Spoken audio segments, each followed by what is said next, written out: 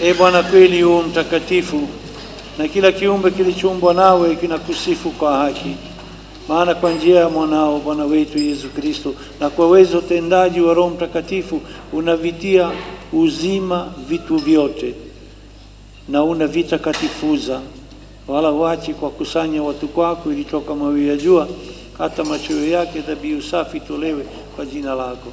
Basi Bwana, tunakusihi kwa unyenyekevu vipaji hivi ambavyo tumekutolea pamoja na maombi yetu, uvitakase.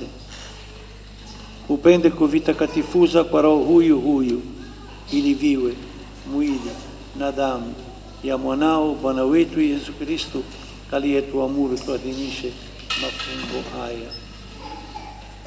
Maana yeye mwenyewe usiku ule alipotolewa, alitwaa mkate, na akiushukuru aliubariki, akaumega, akawapa wafuasi wake akisema, twaeni mle nyote, huu ndio mwili wangu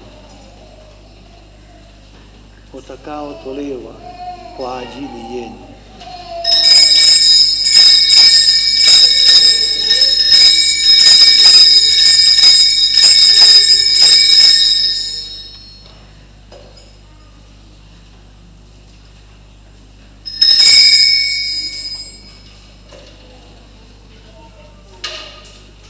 Hivyo hivyo baada ya kula, akitoa kikombe na kukushukuru tena, alikibariki na kawapa wafuasi wake akisema, twaeni mnywe nyote, hiki ndicho kikombe cha damu yangu,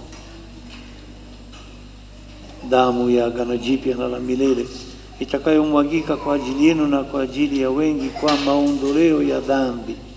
Fanyeni hivi kwa ukumbusho wangu.